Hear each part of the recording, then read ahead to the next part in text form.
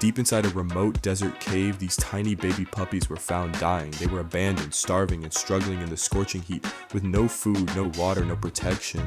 Their little bodies were fading fast. Thankfully, a rescuer arrived just in time. With urgent care, warmth, and milk, these helpless babies were given a fighting chance at life. In the streets and harsh conditions of Bangladesh, many puppies face similar life or death situations every day. Your $25 can provide emergency rescue, milk, medicine, and shelter that saves fragile lives like these. Be the one who reaches them before it's too late.